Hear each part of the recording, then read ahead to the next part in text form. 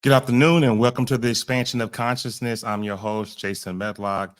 We're here to explore the depths of the human potential and the power of the mind. And that's what we do on this show. But today, we will have an exceptional guest, and he's a beacon of resilience and transformation. His name is Alan Labras. And from facing personal tragedy at a young age to questioning the essence of his existence following a life-altering accident, Alan's journey is expiring.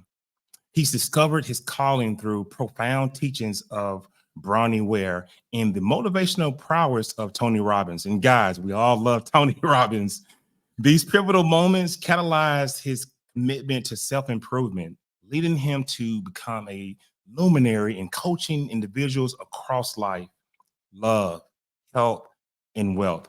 Alan's heart-driven yet no nonsense approach has empowered many to reach the next level of their potential, making him a sought-after speaker and coach. Today, he leads a global team and is nearing the pinnacle of his 10,000-hour journey in speaking, podcasting, training, and coaching. Join us as Alan shares his unique insights, optimizing for success and finding true fulfillment beyond conventional measures. Without any further ado, I'm going to go ahead and bring on Alan Labras. Hello, Alan. How are you today? I am doing well. Thank you for having me. It's always an honor when someone brings you on a platform, and I do not take that lightly. I think it's really important. And the opening of your show was really, really cool. So strong work on that. Awesome. Thank you so much. And, I'm glad that you had a chance to come on the show, Expansion of Consciousness. And just so the audience can understand your journey, understand, some of the trials and tribulation that you faced, how you, found a way to build the life that you wanted, and to understand that too much is given and much is required. And just building a coaching practice and being able to pour back into people, that really attracted me when I started to do my research on you. And I'm happy that you're here. But can you walk us through a lot of that? I know you had a near-death experience, which is always, a traumatic thing to go through. But can you talk to the audience about, who Alan is and how did you come to be to where you are today?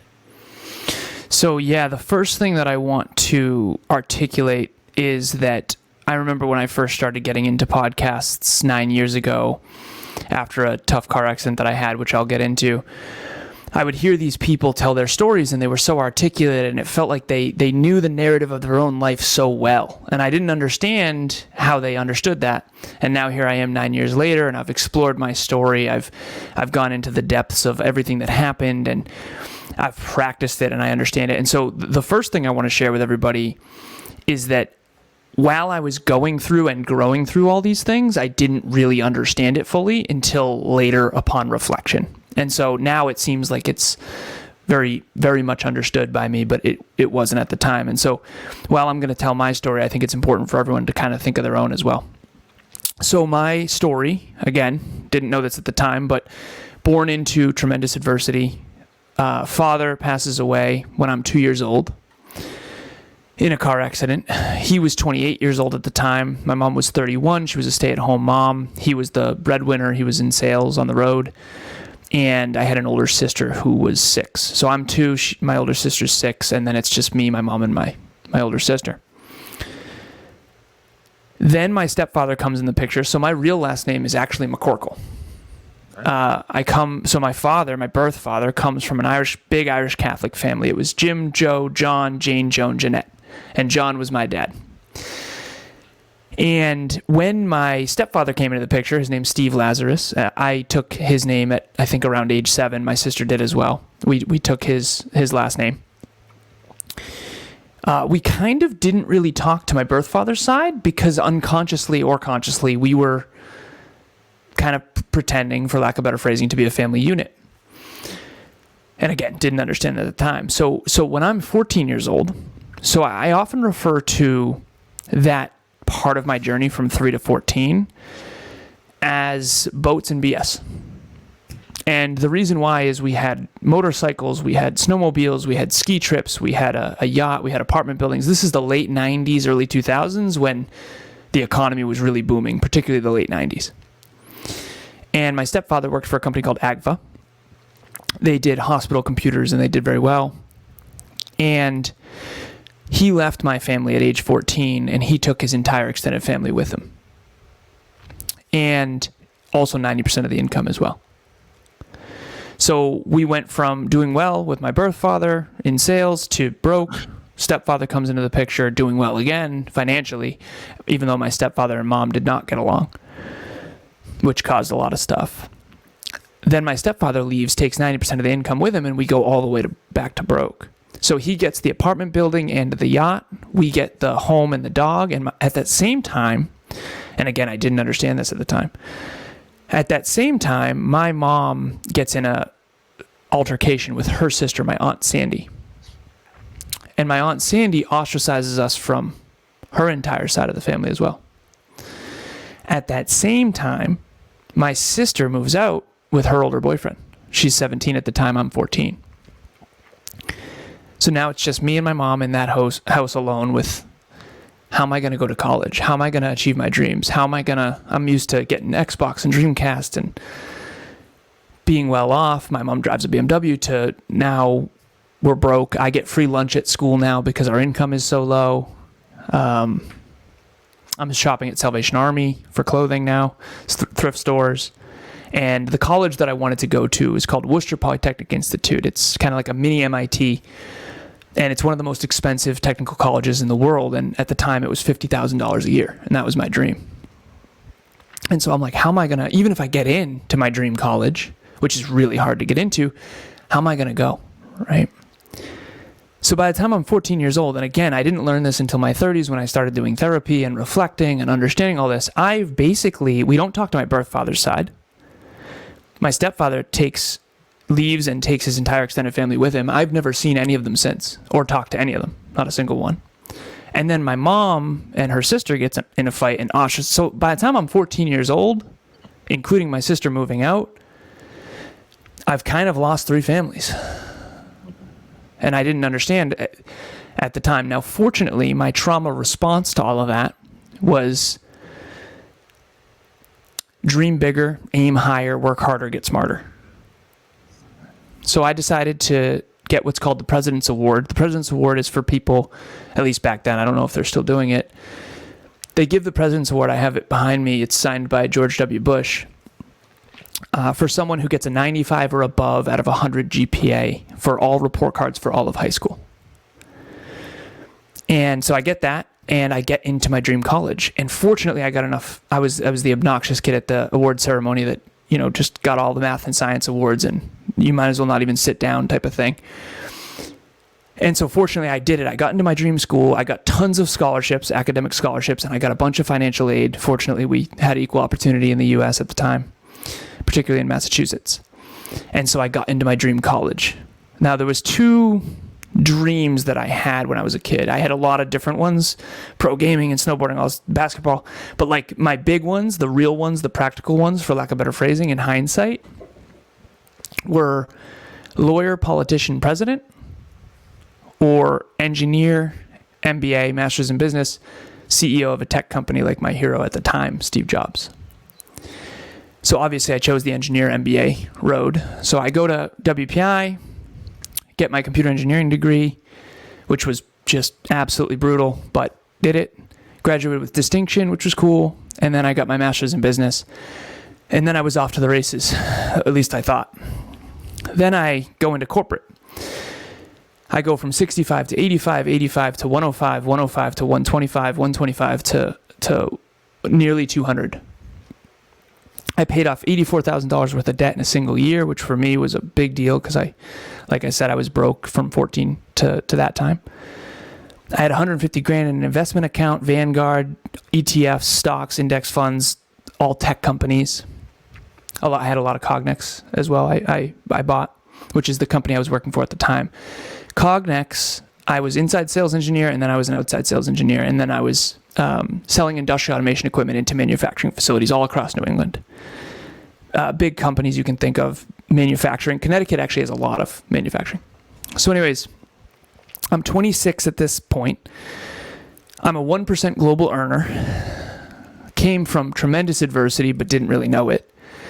Drinking too much too often.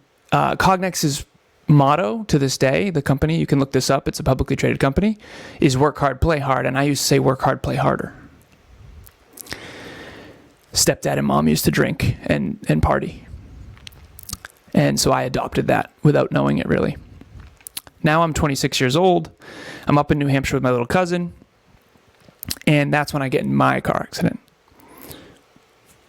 So it's a dark winter night. The snowbanks were so bad that winter that they were covering the street signs. I was supposed to yield at a three-way intersection, and I didn't yield. I end up on the wrong side of the road. I look down at the GPS, I look up, and I see in front of me what I think is a Mack truck. And it's right in front of me. So my computer engineering brain goes, done. No chance. No chance that I live through this. And so for me, that was my quarter life crisis. Now, fortunately, I was driving a 2004 Volkswagen Passat. I bought this car in cash, $5,000 cash, trying to pay off all my debt and just save, invest, future. And this, I used to call this car the Tank. It's a German engineered steel trap of a car, and I called it the Tank, and this car saved my life for sure. It was not a Mack truck, it was a lift-kitted pickup truck. A lot of those up in New Hampshire.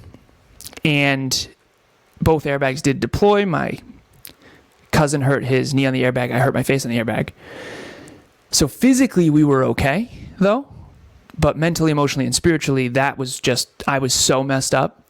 My little cousin was tweeting about it, still sort of teenage invincibility. I'm 26, questioning my entire existence. This was my existential quarter-life crisis of, I haven't healed my trauma. I have massive regret of so many of my choices. I always achieved what I thought was my dreams. And I was always improvement-oriented toward those dreams. I was always an achiever. But I wasn't self-improvement-oriented. So I was improvement-oriented, video games, snowboarding, basketball, computer engineering, whatever. I just achieve. Significance-driven, right? A lot of American males are.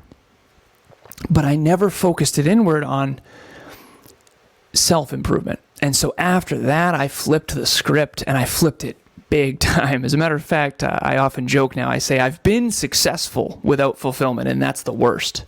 But I've also been fulfilled without success, because I went all the way past broke after that. And when I started my own company, and I was super fulfilled, and I was super well developed internally, physically, mentally, emotionally, and spiritually, but I was broke. And so now I joke and I say success without fulfillment is not great. I've been there. And then fulfillment without success also sucks almost just as much, which I also experienced. And fortunately now, 9 years later, I got the second chance my dad never had. And 9 years later, I have my own company that is built on holistic self-improvement. I don't want to be healthy and wealthy, but not in love. I don't want to be healthy and in love, but broke. I don't want to be wealthy and take better care of my Porsche than I do my own family, like some of my past mentors that are multimillionaires. And holistic is hard. If you're 1 in 1,000 health, 1 in 1,000 wealth, 1 in 1,000 love, you're 1 in a billion. And there's only 8 billion people in the world. And so it's ridiculously difficult to be holistic. That's why you see these business leaders that are not in shape. They don't take care of their families as well as they could have or should have. And a lot of us are off the rails in many areas, and we're not holistic. And so for me, I had my wake-up call, and the easiest, simplest, shortest form of it is I was successful and achievement-oriented at the expense of my inner work and my fulfillment. I was professionally developed, but not personally developed. And then I flipped the script, and now I try hard to work on inner work and fulfillment and personal development, and I hope success will be a byproduct of that. And fortunately, it has been over the long term, although in the beginning it was, as many entrepreneurs know, nothing short of absolutely brutal. And, you're coaching people now based on this background, just giving your transformational progress that you've had, this whole journey. And Alan, like you said, you faced a lot of personal trauma, but now you're guiding people towards self-improvement. How do you balance the personal narrative of your past with your professional identity without letting one overshadow the other? I appreciate the question too. I think that I always say we're all righty or lefty, and very few of us are actually ambidextrous, and I wasn't, so I'm guilty of this. I see these really professionally developed, and that was me, straight A's in high school, high distinction in one of the best technical colleges in the world, the resume, cover letter, LinkedIn, career, but inside I wasn't healing my trauma. I wasn't super spiritually connected. I wasn't emotionally mature. I didn't know it. Most American men are emotionally immature and don't know it. Myself included, by the way. But I was righty. I wasn't lefty. I was a thinker and an academic, and I was very, very IQ, but not a lot of EQ. And then you've got these other people that are these wildly heart-driven, wonderful, service-oriented, holistically well-developed people, and then they don't succeed in the economy. Not always, but a lot of times they don't. I mean, I have a bunch of computer engineering friends that are, at this point, probably multimillionaires, if not beyond that. But they're not well-developed inside. And that's just me calling a spade a spade. It's the truth. I mean, one person I'm thinking of makes probably $500,000 a year, and he's an emotional child inside.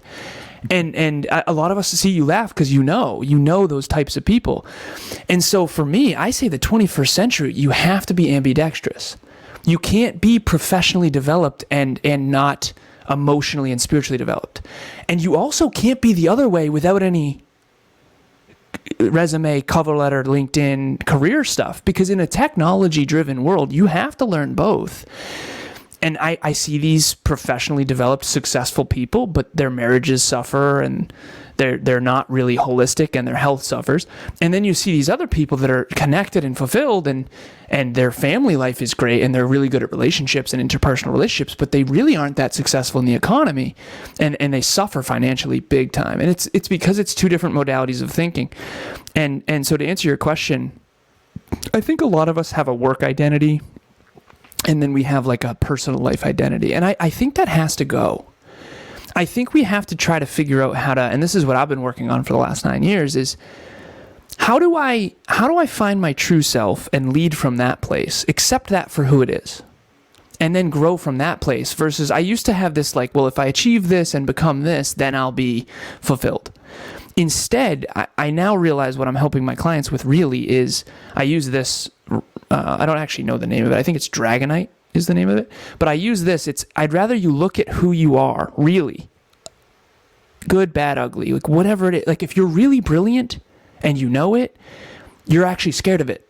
So you have to like be okay with being a genius or being brilliant or whatever that is. If you're really not that intelligent, you also have to learn how to accept that. And then you can grow your intelligence.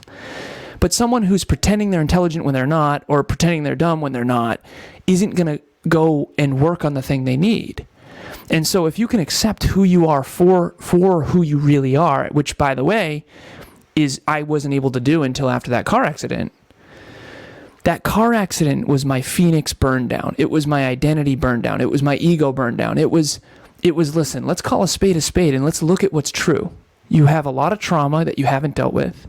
You make terrible choices when it comes to alcohol and drugs, and you're numbing and you don't know why.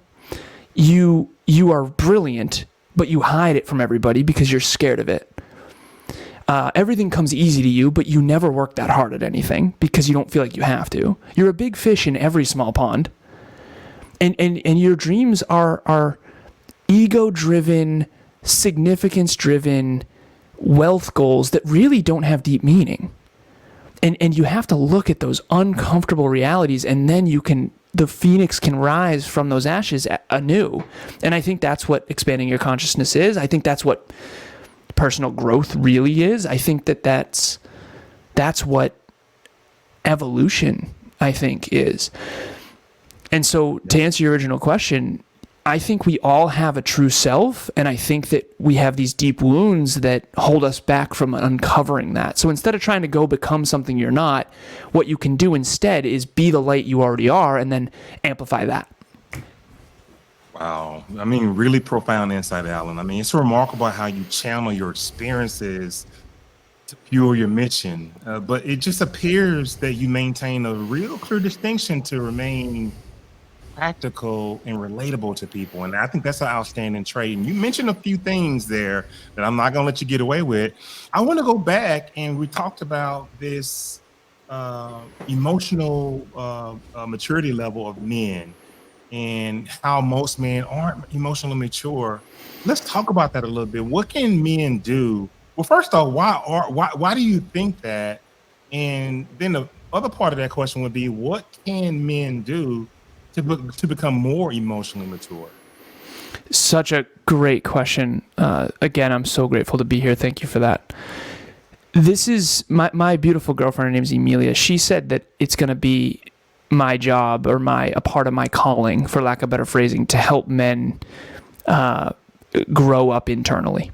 And I had a stepdad, and he was the hunter, fisher, gatherer. Like, him and I didn't get along well, and he was the man's man, never cry ever, rub some dirt in it. He thought, he was very, very stoic, but don't feel any emotions, never let anyone see emotions. And I think that's very standard.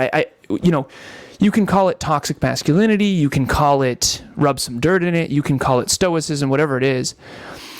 But to answer the question, what I've come to understand, and forgive me, I'm a computer engineer, so I'm very formulaic in my thinking. I came up with something called the Transformation Triad. So the first question you asked was, why are we emotionally immature? I'll just speak for myself. As a young American male, I was emotionally immature, for sure, in hindsight. And I don't think I was necessarily any more or less than most typical American males, but let's just start there. And one of the theories that I have, I think, is really powerful. So I have this journal. It's called the Dreamliner. We have it at NLU, my company. And the point that I'm making with that is women in our culture are typically encouraged to have a diary, and from a young age. And everyone knows women tend to mature faster than men. It's true. And one of the reasons why is because I think they self-reflect. They're encouraged to self-reflect. They're encouraged to listen to their emotions. They're encouraged to trust their intuition. They're more holistic by nature. And I coach a lot of women and men, but primarily women. And I think holistically they are more well-developed. That's my truth. But that being said, I think it comes from a lot of culture. I think it comes from being told as a young man that you need to toughen up. And I do think there's some truth to that too, because if you don't have thick skin ever, you are in some serious trouble, genuinely. So you gotta handle adversity, and you do have to be strong. But why can't strong also be warm? And it goes back to the ambidextrous thing too. Like, as a leader, for example, you have to be super strong and super competent. I lead a 21-person team, and I have to be the most competent and the strongest, but I also have to be warm, and I have to be empathetic, and I have to be loving. It doesn't mean I have to be fake, but I have to balance the righty and the lefty. You can't just always be a dictator. And that might have worked in past centuries, but that's not going to work in the 21st century. And so I think the main reason is culturally, I do think men are typically deeply insecure to be seen as weak. And vulnerability is not something I even learned anything about until I was 29 years old. And so the triad of transformation is what I think is the solution. And I've been working with I want people to know I'm not a talking head. I work in the real world with real clients. I was on with a client right before this. So I'm doing this with people. This isn't just my theories, right? So I call it the triad of transformation. And I took a fire protection course when I was in college. It was fire engineering. And it was a really cool course where without heat, fuel, and oxygen, you can't create fire. And I think that without courage, humility, and vulnerability, you can't create transformation. And one of the things that I think is fascinating, and this is one of the reasons why life is so hard, is because it's always and, not or. Yin and yang. It's mental toughness and spirituality. It's not an or. You can't have just one. I was just one. I was so professionally developed. I was so intellectually intelligent. I was so decision-making, mathematics, science, right? I call it STEMBIF, science, technology, engineering, mathematics, business, and finance. 10 out of 10. That's the way I think, and everyone else is wrong. That's anyone who thinks that they're right is actually wrong because there's a spectrum. And you can't be on just one extreme of the spectrum and never develop the other side. And so to the courage, humility, vulnerability thing, these are things that you can develop, but I don't think men, statistically speaking, are encouraged to develop them, particularly the vulnerability one. And so for me, I didn't learn about vulnerability till I was 29 years old. I didn't even know what the word meant. I didn't even know what it meant. What it means is being willing to put yourself out there, being willing to be seen, being willing to be seen as weak. Be willing to be seen as hurt or injured. Be willing to be seen as imperfect. Be willing to be seen as struggling when you're struggling, but also be willing to be seen as, I don't struggle a lot with self-doubt. Everyone listening right now can intuitively sense that. But I used to pretend like I did. And that was inauthentic. Wow. So it's also being willing to be seen for your greatness too. That's also super vulnerable because trust me, when you lean into courage and you lean into who you really are, if you are truly a mirror, you will get lashed out at.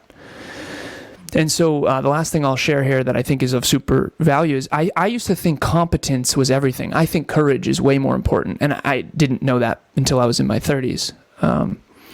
So there's two types of courage though. This is why life's so difficult. There's always two types. The first one I call competence courage. Competence courage is have the courage to apply to the job. Have the courage to show up for the interview. Have the courage to show up for the podcast. Have the courage to apply to that school. That's competence courage. Give the speech. But there's another one that I didn't have. So I had that one. I always thought I was courageous. No. I was so cowardly. I just didn't know it. The other one's social courage. The other one is calling a spade a spade. The other one is standing up to bullies when you're being bullied. The other one is telling your intimate partner how you really feel. Telling your friend how you really feel, what you really think. You want to know what else is courageous as a social courage? When someone is saying some nonsense that they know nothing about and having a really strong opinion when they've never researched or studied anything, actually saying, honestly, you're inaccurate about that. And here's why. Boom, boom, boom. And let's actually have a debate about it. And so anyone out there who grew up with an overly dominant parent, particularly if they had an alcohol addiction, you most likely are doing a trauma response called fawning, which is just appeasing. You most likely struggle with social courage because you basically had to tiptoe around the delicate sensibility of a deeply insecure, overly dominant, most likely man, but could be woman. And now you're still doing that even though you're a grown man or a grown woman. And so you can't. One of the reasons we all struggle is we don't have the right root diagnosis. Some of you are super courageous in competence, but you don't stand up to your husband or your wife. Right. Some of you have tons of social courage. Everyone likes you. You're super relatable. You've always been the life of the party, but you don't apply to the job. You don't have a great resume. You don't challenge yourself intellectually or physically enough. You're afraid you can't do the marathon, so you never do it, right? And now you don't believe in yourself because that's a self-fulfilling prophecy. And then all the people that do believe in themselves are pretending they don't around you because you're insecure. And the whole cycle perpetuates. So that's my long-winded answer to your questions. I got a lot more questions to ask you, Alan. So let's move on to. Okay. But I do want to say that you're spot on with men. I was listening very carefully, and you are spot on, my friend. And I love how you articulated that portion of it. But Alan, your work emphasizes a heart-driven but no BS approach. And, I could tell that by reading about you and now talking to you. Would you elaborate on how your philosophy has shaped the strategies you employ in coaching others, especially when confronting deeply ingrained beliefs or possibly people who are resistant to change? Yeah. So great question. The heart-driven but no BS approach is it stems from, there's this sort of image in my head of the brain. I was always an intellectual. That's probably obvious to everybody, but I drop the rope down to the heart and make sure the brain and the heart. Because here's the thing. You got to make choices with your brain. You know, people say follow your heart, and I always say don't forget to listen to your brain. But if you're only using your brain in mathematics and logic, you also forget, like, why? What is the point? Why are you doing? Like, what is it? The next $10,000? Is it the next 100,000? Like, so the heart-driven part is first. Heart-driven is when a movie really gets you. There's certain movies that get me. They just, like The Last Samurai, Titanic. That's a really popular one, so I usually use that. They just get you. They touch your heart. If you can stem from the spiritual and the emotional, and then allow your brain to work toward the physical. So to me, it's spiritual, emotional, mental, and then physical. And the heart-driven but no BS is this. On one end, you have to make sure that you're leading with your heart on your sleeve. You have to be willing to have courage, and you have to be willing to get hurt, basically. You have to be willing to get hurt. That's the heart-driven. And then the second one is no BS. So I grew up in an environment, quite frankly, that bothers me. And I used to be too bashful and not courageous enough to call it out. But I looked around as a kid, and I remember being like, why does everyone seem so miserable? Everyone's in marriages they hate. No one likes their career. Marriage scared me so much because it's like, this looks awful. This looks so bad, right? There's got to be a better way. And I figured out why most of those people are not achieving their dreams or living fulfilling lives. And trust me, I was well on my way to that too. It's because they are, and I have these 4 words written on my whiteboard over here. I call these my kryptonite.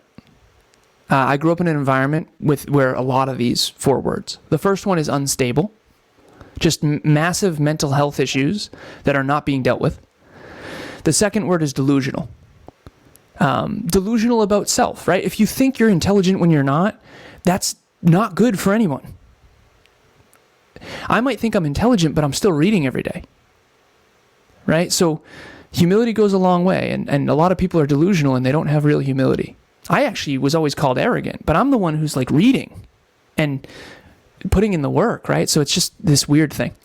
Number 3 is naive. I was naive as it gets. I mean, about human nature, about people's real level of self-belief, about how few people are actually better behind the scenes than they're portraying on social media. I was so naive.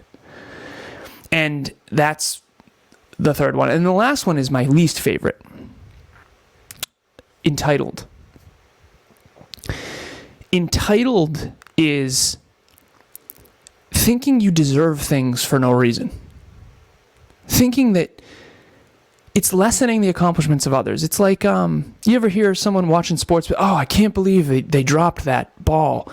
And it's, listen, you're not athletic. You never work out. You've never stepped foot on a field. This person works every day, and it was going at him at 90 miles an hour. You would have dropped it too. Like, where's your humility to say, wow, I'm on the sidelines judging this person who is putting in more work and sweat equity than I have ever put into anything. And so those are the 4 that I call my kryptonite. And to answer your original question, the no BS is just calling it out. I never had the courage to call it out. I never had the courage I had a friend growing up who, his brother was a personal trainer, and I remember I was working out for a long time, and I was a fitness model and a fitness coach and a fitness competitor, and I remember he'd be like, dude, you're deadlifting wrong. And I'd be like, you've never been to the gym, you drink like a fish, smoke like a chimney, you're morbidly obese, and he's like, well, my brother's a personal trainer. And I just didn't have the courage to call him out. I didn't have the courage to say, you never work out.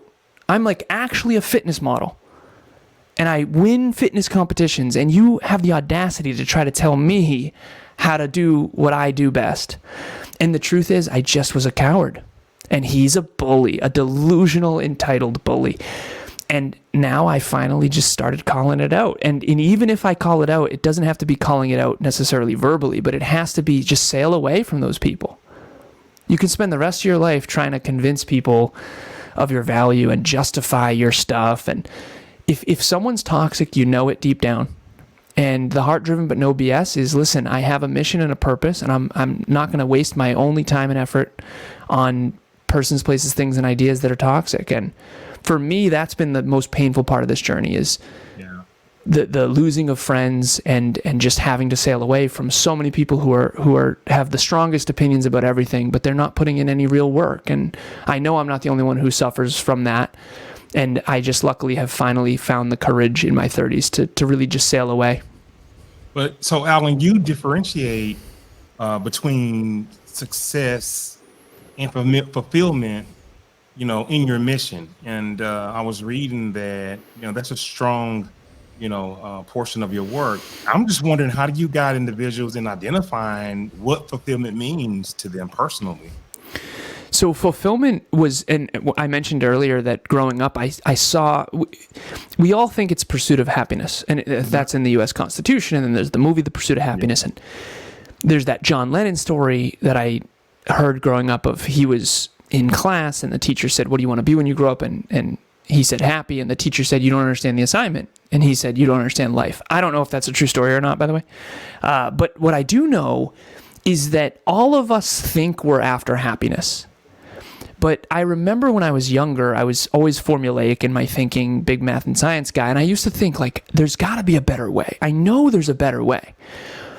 And so I finally figured out, I got in this conversation with my mom, and she said, why does intelligence matter so much to you? And it was kind of an attacky question. And I thought it was a really ignorant question at the time. And this was my young, early 20s computer engineer ego version of my answer. I said, because I'm trying to figure out the formula to not end up old and miserable like everybody else. That was my genuine truth. That was my hardcore version of what I really thought in my own brain. I can't end up like this. You guys look miserable to me, and I know there's a better way. And so fortunately, here I am at 35 years old. I often joke and say I'm hoping to hit puberty at 36. But here I am at 35 years old, and I figured out the formula in my 30s, which is really cool. So the formula is very simple. We teach it at Next Level University, and so it's 3 parts. So what people call happiness is actually broken up into 3 main parts. Right. The first one is joy. Joy is being in the moment and enjoying what you're doing. So right now I'm in joy. If you love basketball and you're playing basketball, you're in joy. And the key distinction there is, let's say you're sweating, let's say it's the end of the game, 4th quarter, let's say you feel terrible, but you're still in joy of playing basketball because you love it and it's meaningful. So that's joy. But you're not in pleasure. So the second part of the formula is pleasure. You can have joy but not pleasure. Pleasure is the trap. We all love ice cream. We all love donuts. Don't get it twisted. We all love pizza. We do. Yeah. That's okay. I'm not making that wrong. It's trying to pretend you don't. I love kale. No, you don't. You're lying, and so am I. All right. The point is that pleasure is the trap. Whether it's drugs, alcohol, you name whatever vice you want, we all have our flavor. Pleasure is a short-term fix that never solves a long-term problem. And when pleasure is the paradigm, when pleasure is the goal, you're in so much trouble, just like I was. So there's joy, being in the present moment, enjoying what you're doing, like me right now. Then there's pleasure. I'm not in that much pleasure right now. This is actually really challenging. I'm not in pleasure right now. I was eating cereal, watching a productivity training earlier today, and I was in pleasure. I had honey all over my cereal. It was great. That's pleasure. And then the third one, and most importantly, is fulfillment. Fulfillment is what you optimize for, I think. I call it optimizing for fulfillment.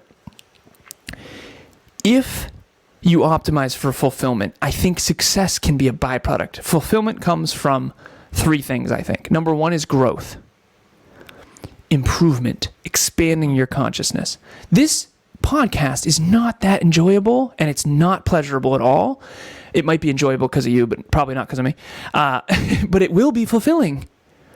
And the reason it'll be fulfilling is if you stayed open-minded and didn't hate me, which is very possible, then you will be more fulfilled because you're going to grow. And then why do we grow? To contribute. That's a Tony thing. And then growth and contribution. And the third one, and I think this is the one most people are missing, and I certainly was for a very long time, is meaning.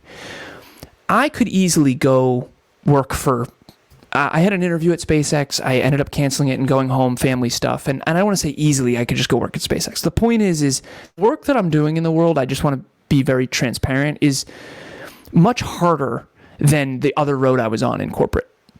It's way more difficult to make money. Personal growth is not as sexy as, I don't know, Oura rings or iPhones. And so as a computer engineer in the tech space who rose very quickly in corporate, I chose the much harder road financially. But it's so fulfilling. Why? Because it's so meaningful. It's meaningful because it's alignment with my calling. It's in alignment with my calling. And so, yeah, of course I could take the easier road. My business partner, Kevin, jokes how I'm one of the only people he's ever met that would ever turn down $1 million of investment. But I just didn't want anyone's hand in our cookie jar. But the point is, do the work in the world that helps you grow, contribute, and that's meaningful work. I can work for free coaching where it's more meaningful than what I was doing at Cognex for, $10,000 a month. And so that's it. And unfortunately, most people are in the pleasure trap. And I was in the pleasure trap for sure. And I was seeking pleasure and fun at the expense of fulfillment. Awesome. Just amazing. I love the depth on how you are responding to some of the things that the audience needs to know. It's just it's a real treat to have someone that can go in that much detail.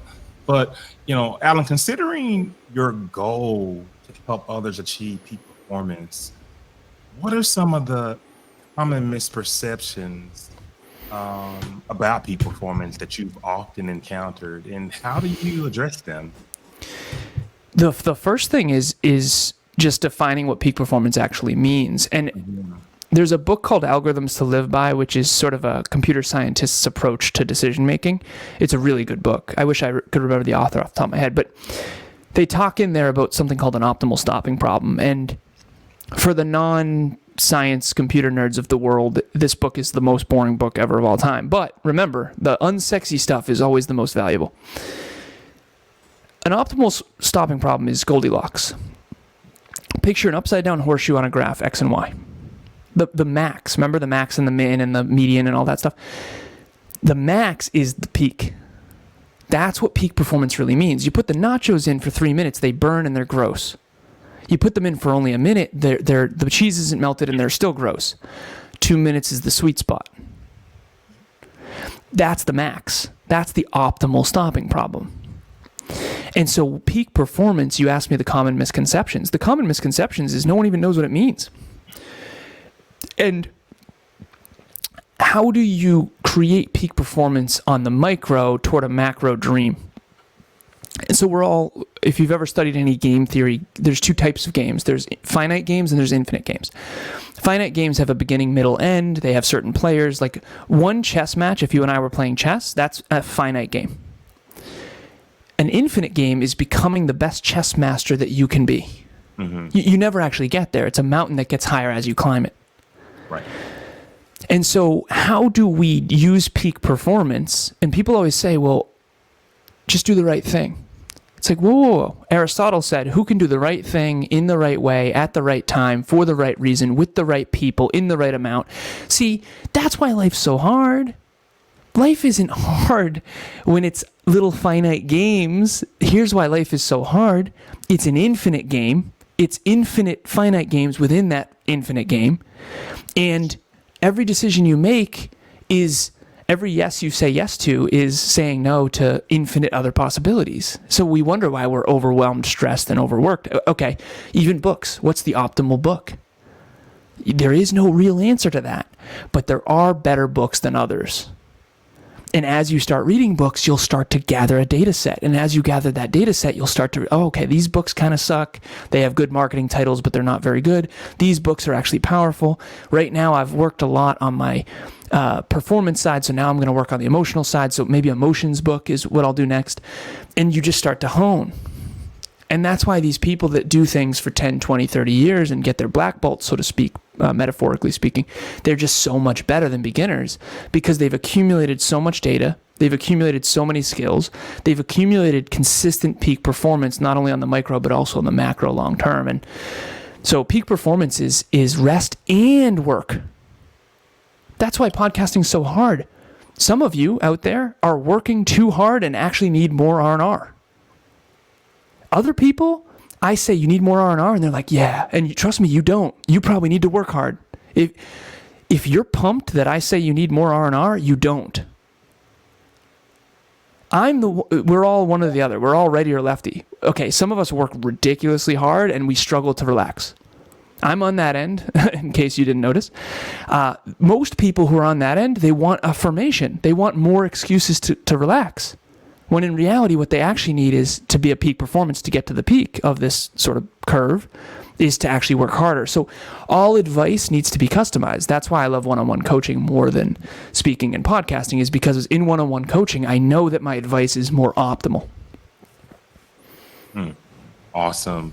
Very insightful and very just illuminating conversation and full of nuggets, full of information. And I'm glad the audience had a chance to hear all your strategies and what you have to offer to people who need help, people who are in need of coaching, people who are trying to figure out how to move forward in their lives.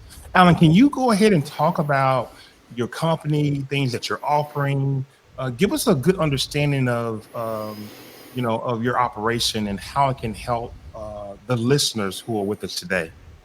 Yeah, thank you so much. So the Next Level University, we started this 7 years ago, and it's just a couple kids from a small town who, Kevin and I are business partners, and I started a podcast called Conversations Change Lives, and he had a podcast called the Hyperconscious Podcast, and he was my first guest, and I was his first guest, and then we teamed up, and then we went all in on Hyperconscious for many years, and then we eventually rebranded to what's now known as Next Level University.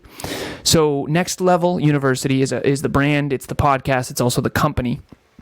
The website is nextleveluniverse.com. In terms of what we do, it really is the metaphor of no matter how far you've come, there is a next level for you. And the cool part about it is it works both ways. So even if you're a beginner, there's a next level. But even if you're a grandmaster, there's another level you can reach, because this is an infinite game. And what we try to do at our company is have something for everybody, and not in terms of not niching. In other words, if you don't want to get to the next level, if you're not growth oriented, if you're not humble, and if you aren't open minded, NLU won't be for you. That will be obvious. But we have a business model that has 21 departments, and more than half of them are free. I often joke, it's like Google, we all use Google, and most of us don't pay for it. I think you probably do, and I do, because we're business owners.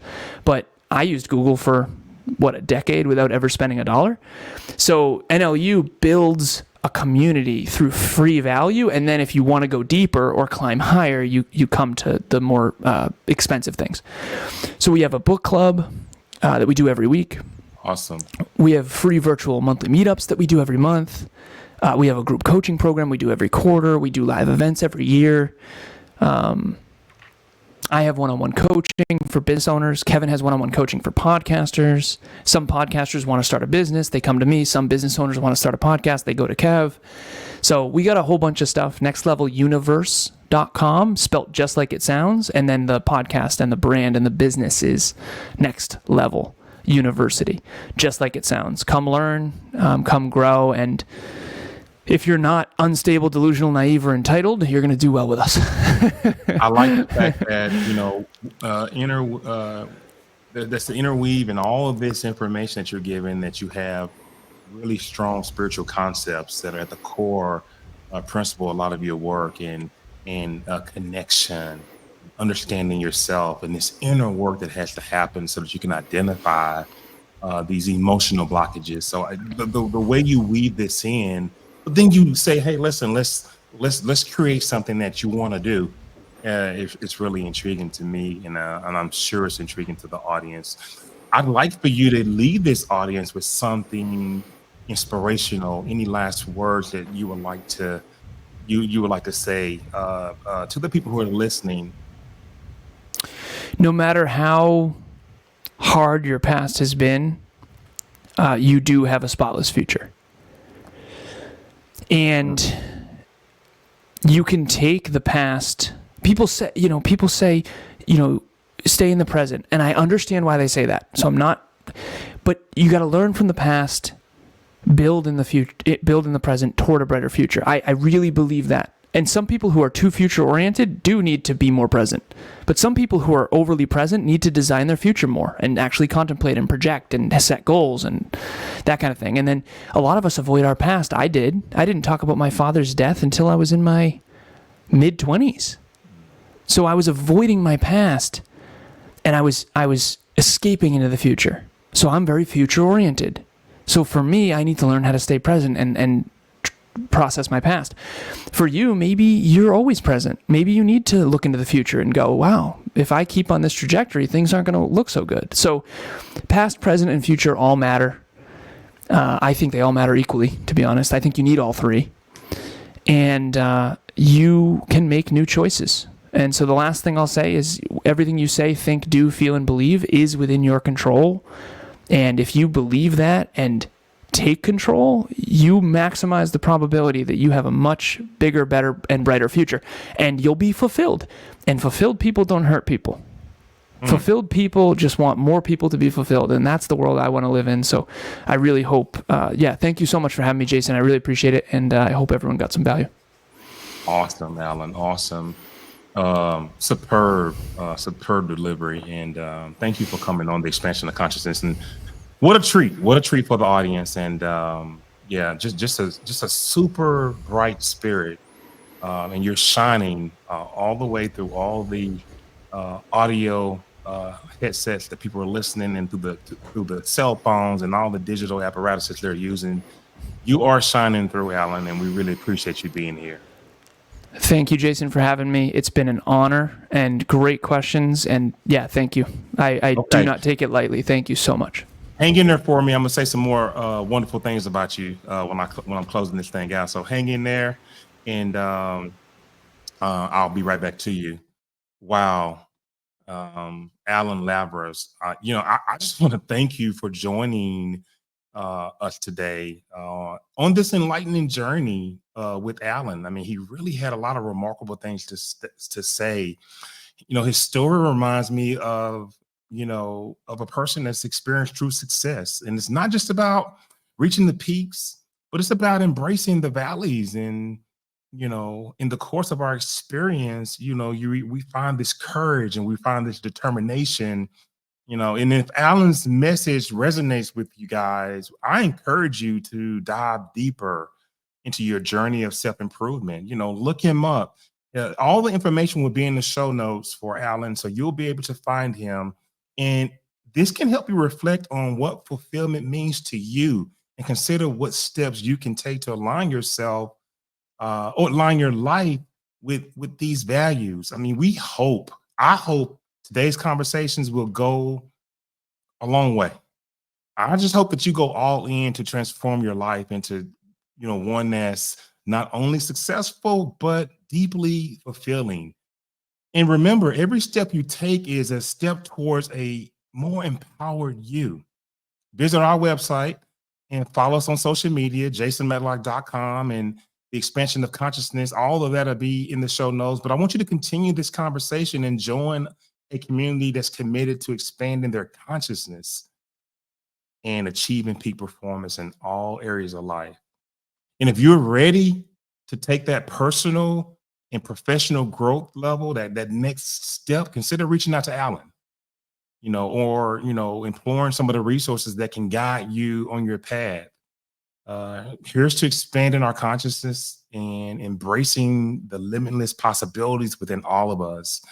I want to thank you for listening, and I want you to remember always the next level truly awaits you.